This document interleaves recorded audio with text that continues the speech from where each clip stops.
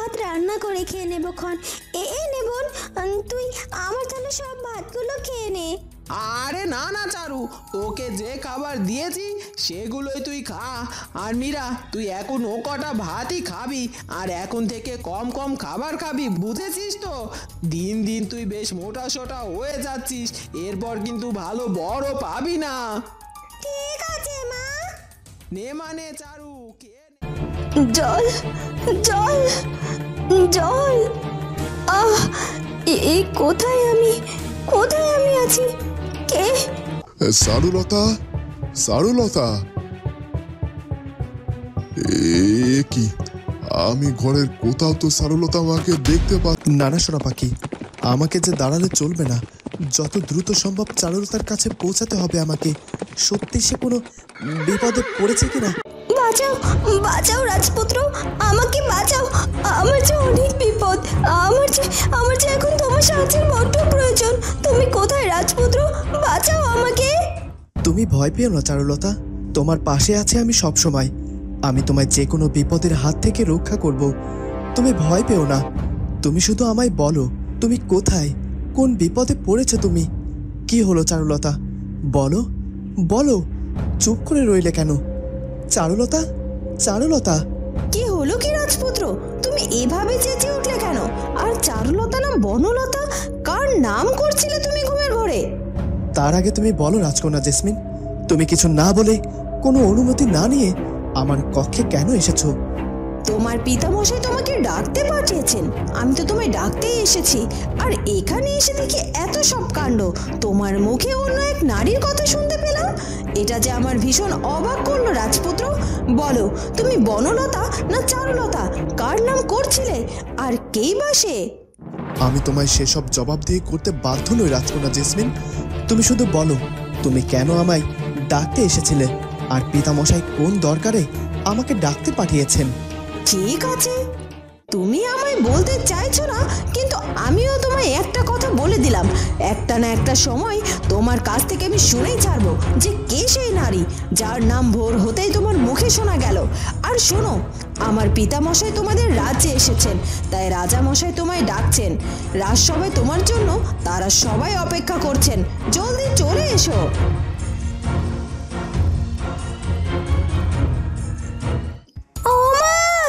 এবার কি বলবে বাবাকে? বাবা যদি ঘুম থেকে উঠে চারুলতার খোঁজ করে তখন কি হবে শুনি? তুমি তো আমার কোনো কথা শুনতে চাইলে না, তুমি ওই চারুলতাকে রাজেশ বাবুর হাতে তুলেই দিলে। কিন্তু বাবা যদি এখন চারুলতাকে দেখতে না পেয়ে তোমায় দোষারোপ করে তখন কি করবে শুনি? তুই চুপ কর তো, একেই তো আমি এসব চিন্তায় মরছি, আর তুই আমার চিন্তা আরো বাড়িয়ে দিচ্ছিস। ওই যে সে আগুনে ঘি ঢালার মতো আর কি। তুই চুপ করে শুধু দেখ তোর মা বুদ্ধি খাটিয়ে কি করে বেঁচে যায় তোর বাবার হাত থেকে। সারু, সারু, কোথায় গেলি রে মা? আমার বাজারের ব্যাগটা এনে দে তো দেখি, বাজারে যাব তো। না, এই মেয়েটার যে কি হলো, মেয়েটার দেখাই পাচ্ছি না ঠিকঠাক মতো। এই নাও বাজারের ব্যাগ, যাও বাজার করে এসো। আর শোনো, আজ কিন্তু বড় মাছ নিয়ে আসবে কেমন? অনেকদিন হলো বড় মাছ খাওয়া হয় না। আজ আমার বড় মাছের কষা কষা ঝোল খেতে ইচ্ছে করছে খুব, তাই নিয়ে আসবে। সে না হয় নিয়ে আসবো ক্ষণ, কিন্তু চারুলতা কোথায়? ওকে কোথাও দেখতে পাচ্ছি না। কাল রাতে ওর দেখা পেলাম না, আজ এখন এত বেলা হয়ে গেল, ওর মুখখানা এখনো দেখলাম না। কি হয়েছে মেয়েটার, সত্যি করে বলো তো জয়া। তুমিও না সারু সারু করে জান দিচ্ছ, একবেলা সারুর দেখা না পেলে কি এমন হয় শুনি? বললাম মেয়েটার শরীরটা ভালো নেই। বুঝবে না তুমি জয়া, বুঝবে না। বাবার মন মেয়েটার জন্য যে কেমন করে ওঠে সেটা তুমি বুঝবে না। ওই রাজেশ বাবু তো ওত পেতে আসে আমার মেয়ে চারুলতার ক্ষতি করবে বলে, তাই তো ওকে চোখে চোখে রাখি আমি। আর তুমি কি বললে চারুলতার শরীর ভালো নেই? মানে কই, আমাকে গিয়ে দেখতে দাও তাহলে। সবই ঠিক আছে, কিন্তু বলি তুমি কি কবিরাজ নাকি বৈদ্য না ডাক্তার মশাই? এমন ভাব করছো যেন তুমি চারুলতার অসুখ দেখেই ওকে সুস্থ করে দিতে পারবে। আমি বলি কি, তুমি বাজার থেকে ফেরার সময় জ্বরের জন্য কিছু ওষুধপাতি নিয়ে এসো, সেটা আমি ওকে খাইয়ে দেব, তারপর ওর শরীর ঠিক হয়ে যাবে। বাবা, চারুলতার প্রতি খেয়াল দেখে বড্ড খুশি হলাম আমি। ঠিক আছে, আমি আগে বড় মেয়েটার জন্য ঔষধ নিয়ে আসি, তারপর ওর সাথে দেখা করবো ক্ষণ। এরপর চারুলতার বাবা বাজারের ব্যাগটি হাতে করে বাজারের দিকে চলে যায়। এবারের মতো তো বেঁচে গেলে মা, এরপর কি করবে শুনি?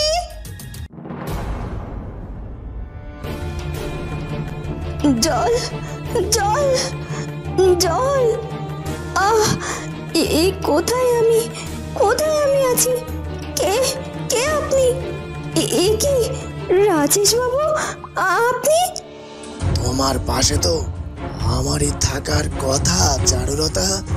তোমার সাথে তো আমার বিয়ে হওয়ার কথা ছিল, আর এত দিনে তোমার সঙ্গে আমার বিয়ে হয়ে গেলে প্রতিদিন ঘুম থেকে উঠে আজকের মতো তুমি আমার মুখটাই দেখতে পেতে, আর আজ থেকে সেটাই হবে চারুলতা। এসব আপনি কি বলছেন? আর আপনি আমায় কোথায় নিয়ে এসেছেন? এটা কোথায়? আমাকে এক্ষুনি আমার বাড়িতে পৌঁছে দিয়ে আসুন। তুমি এভাবে ছটফট করো না তো, বিয়েটা হয়ে যাক আগে আমাদের। বিয়ের পর আমি আর তুমি মিলে শ্বশুর বাড়িতে নিশ্চয় বেড়াতে যাব, তোমার সঙ্গে করে শ্বশুর বাড়িতে কটা দিন থেকেও আসবো আমি, বুঝেছো? কি, আপনি আমায় বিয়ে করবেন? না, কখনোই না। আমি কখনোই আপনাকে বিয়ে করতে রাজি না, কোনোদিনও না, মরে গেলেও না। এখানে মরার কথা কেন আসছে? তোমাকে মরতে হবে না চারুলতা। এতদিন তুমি অনেক কষ্ট সহ্য করেছো, আমি জানি সবই। তোমার সৎ মা তোমার উপর অনেক অত্যাচার করেছে, তাই তো আমি তোমায় সেই অত্যাচার থেকে মুক্ত করব বলে আমার কাছে নিয়ে এসেছি সারা জীবনের মতো। এখন তুমি শুধু আমায় বিয়ে করবে, আমার গলায় তোমার হাতের মালা পরাবে। এটাই শুধু চাইছি আমি, আর কিছুই না। সারা জীবনের মতো? না, আমি এখানে থাকতে চাই না। বাঁচাও, বাঁচাও, কে কোথায় আছো? আমাকে বাঁচাও। এসো রাজপুত্র, এই দেখো রাজপুত্র, তোমার ভাগ্য কতটা ভালো যে তুমি রাজ্য থেকে বের হবার আগেই মধুপুর রাজ্যের রাজা আমাদের রাজ্যে পৌঁছে গেছেন। আর ওনার সাথে তোমার দেখা হওয়ার সৌভাগ্যটাও হয়ে গেল। এই দেখুন রাজামশাই, এই হলো আমার একমাত্র রাজপুত্র অরুণ। আচ্ছা, আজ অনেক বছর পর রাজপুত্র অরুণকে দেখতে পেলাম আমার স্বচক্ষে। তা বাবা রাজপুত্র অরুণ, তোমায় আমি সেই ছোট্টটি দেখেছিলাম, আর আজ তুমি কত বড় হয়ে গেছো। আজ বাদে কাল তুমি এই গোটা হেমরাজ্যের দায়িত্ব নিতে যাবে। ছেলে মেয়েগুলো কত দ্রুতই না বড় হয়ে যায় আমাদের চোখের সামনে। এই তো আমার রাজকন্যা জেসমিন, সেও তো কেমন দেখতে দেখতে বড় হয়ে গেল, আর এখন আবার নাকি তাকে বিয়েও দিতে হবে। হ্যাঁ দাদা, সেটাই তো দেখছি। আমি প্রথমে মধুপুর রাজ্যে গিয়ে রাজকন্যা জেসমিনকে তো দেখে চিনতেই পারিনি।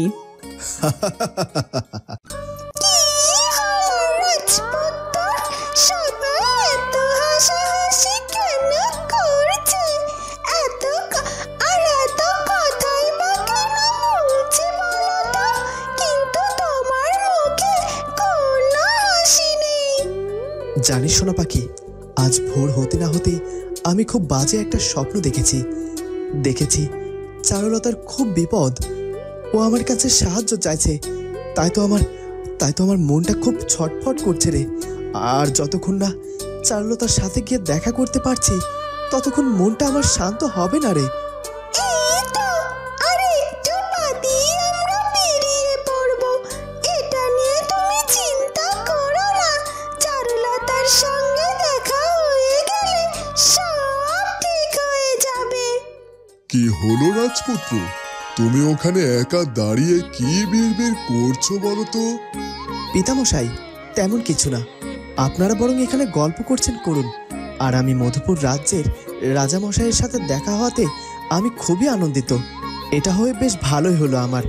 এখন আর পিছুটান থাকবে না যে বাইরে গিয়ে ওনার সাথে দেখা করবার জন্য।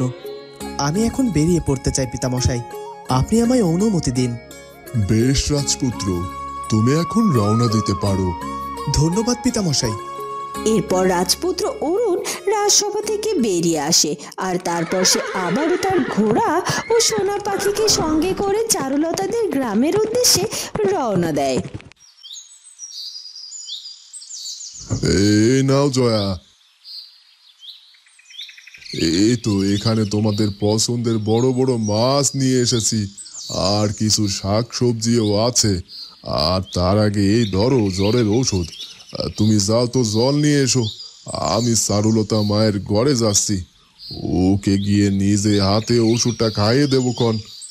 এই না না না, তুমি এখন চারুলতা মায়ের ঘরে যেও না, ওর এখনো ঘুম হচ্ছে। ওর ঘুম ভাঙলে আমি ওকে খাবার খাইয়ে ওষুধটা খাইয়ে দেব। কি বলছো কি জয়া? সকাল গড়িয়ে দুপুর হতে যাচ্ছে আর এখনো চারুলতা ঘুমাচ্ছে। ওর কি এমন অসুখ করেছে শুনি যে কাল সন্ধ্যে থেকে ঘুমাচ্ছে, এখনো ঘুম ফুরোচ্ছেই না? আমায় যেতে দাও তোর ঘরে, আমার গিয়ে সবটা আগে দেখতে দাও। আমার কেন যেন মনে হচ্ছে তুমি তুমি খুব বড় একটা কথা আমার কাছে লুকাচ্ছ। মানে না, মানে আমি তোমার থেকে কোনো কথাই লুকোচ্ছি না মীরার বাবা। তুমি যেও না চারুলতার ঘরে। শোনো, আমার কথা শোনো। বেশ হয়েছে মা, এবার তুমি বুঝবে মজা। বাবার হাতে তো এখন সব কিছু ধরা পড়ে যাবে। এখন কি করবে তুমি? ওই রাজেশ বাবুর সাথে আমি বিয়ে করতে চেয়েছিলাম, আর তা নয় তুমি চারুলতাকে কিনা ওই রাজেশ বাবুর হাতে তুলে দিয়েছো। ভালো হয়েছে, এবার তুমি বাবার হাতে বকুনি খাও। আর এটাই তো আমি দেখতে চেয়েছিলাম। পেটে একটা কাল সাপ ধরেছি আমি। সর আমার সামনে থেকে সর, দেখতে দে আগে তোর বাবা ওখানে গিয়ে আবার কি কাণ্ড বাঁধালো। চারুলতা, চারুলতা, কি আমি ঘরের কোথাও তো চারুলতা মাকে দেখতে পাচ্ছি না। চারুলতা মা কোথায় গেল? এই তো জয়া, কই চারুলতা? চারুলতা নাকি ঘরে ঘুমাচ্ছে। তাহলে কোথায় সে? বিছানা তো খালি পড়ে আছে দেখছি। মানে চারুলতা লালুকে হয়তো নদীতে স্নান করাতে গিয়েছে গো। মিথ্যে কথা বলো না জয়া, আমি বাড়িতে ঢুকে লালুকে দিব্যি দেখতে পেলাম। তুমি কি বলছো না বলছো সব ভেবে বলছো তো। একবার বলছো চারুলতার জ্বর, বিছনা ছেড়ে উঠতে পারছে না, আবার বলছো চারুলতা লালুকে নিয়ে নদীতে গেছে, আবার পরে বলছো চারুলতা বাসন মাজতে নদীতে গেছে। সত্যিটা কি বলো তো দেখি। তুমি তুমি চারুলতার সাথে কি করেছো জয়া? ওর কোনো ক্ষতি করনি তো? চারুলতা, এভাবে বাড়ি যাব বলে আমার মাথাটা খেও না তো। এই নাও, খাবার দিয়েছি থালা ভর্তি, এগুলো খেয়ে নাও তুমি। আর শোনো, বেশি কেঁদে কোনো লাভ নেই। এখন থেকে তোমাকে আমার সঙ্গে এখানেই থাকতে হবে, আর খুব শীঘ্রই তোমার আর আমার বিয়ে হবে এখানেই। এ কথা বলে রাজেশবাবু চারুলতাকে সেই ঘরে রেখে সেখান থেকে চলে যায়। আর চারুলতা কোনো কিছু বুঝে উঠতে না পেরে একেবারে দিশেহারা হয়ে পড়ে। এ আমি কোথায় এসে পড়লাম? কখন আসলাম আমি এখানে? কিছুই তো বুঝতে পারছি না। তবে এটা বুঝতে পারছি যে রাজেশবাবু আমাকে ইচ্ছে করে এখানে ধরে নিয়ে এসেছে, কিন্তু কখন কিভাবে নিয়ে এলো সেটাও তো জানি না। আচ্ছা, এটা কি মোড়ল বাড়ি? মোড়ল বাড়ি হলে তো এখান থেকে আমার বাড়ি বেশি দূরে নয়। তবে আমি জানালা দিয়ে চিৎকার চেঁচামেচি করলে নিশ্চয় আমার গায়ের লোকজনেরা আমার গলা শুনে চিনতে পারবে, আর কেউ না কেউ নিশ্চয় আমাকে সাহায্য করবে বলে এগিয়ে আসবে। হ্যাঁ, ওই তো জানালা দেখতে পাচ্ছি। তাহলে জানালা দিয়ে আমি চিৎকার করতে শুরু করি। কে আছো? কে আছো? কোথায়? আমার কথা কি শুনতে পাচ্ছ? বাঁচাও, বাঁচাও আমাকে! কেউ আমাকে এখান থেকে রক্ষা করো, বাঁচাও! দাঁড়াও রাজপুত্র, দাঁড়াও, একটু স্থির হয়ে দাঁড়াও। আমি যার ডানা মেলে উঠতে পারছি না গো, হাঁপিয়ে গিয়েছি। না না সোনা পাখি, আমাকে যে দাঁড়ালে চলবে না। যত দ্রুত সম্ভব চারুলতার কাছে পৌঁছাতে হবে আমাকে। সত্যি সে কোনো বিপদে পড়েছে কিনা এটা আগে আমাকে দেখতে হবে। বুঝেছি রাজপুত্র, কিন্তু অন্যবার তো তুমি পদে পাড়ি দিয়েছো, অনেকবার বিশ্রাম নিয়েছো, দাঁড়িয়েছো, কিন্তু একভাবে এভাবে আমি যে আর উঠতে পারছি না গো। আমার যে একটু বিশ্রামের দরকার। বেশ, ঠিক আছে, এক ফোঁটা জিরিয়ে নে। আর কোথাও যদি জল দেখতে পাস তাহলে গিয়ে জল পান করে আয়। যা যা সোনা পাখি, তবে বেশি দেরি করবি না কিন্তু। আমার মনের ভেতরে কেমন যেন বারবার মনে হচ্ছে চারুলতা আমার কাছে সাহায্য চাইছে। আমায় শীঘ্রই যেতে হবে তার কাছে।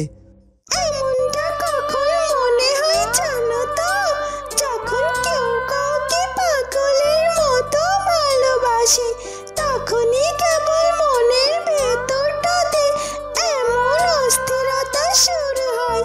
তুমি মুখে স্বীকার করো আর না করো রাজপুত্র, তুমি যে চারুলতাকে ভালোবেসে ফেলেছ গো, এ কথা আমি বুঝতে পারছি। বন্ধুরা, কি হতে চলেছে এরপর সেটা জানবো আমরা চারুলতা গল্পের পরবর্তী পর্বে। আর আমাদের আজকের ভিডিওটি ভালো লাগলে অবশ্যই আমাদের চ্যানেলটিকে সাবস্ক্রাইব করে দিও। দেখা হবে পরের ভিডিওতে। ধন্যবাদ।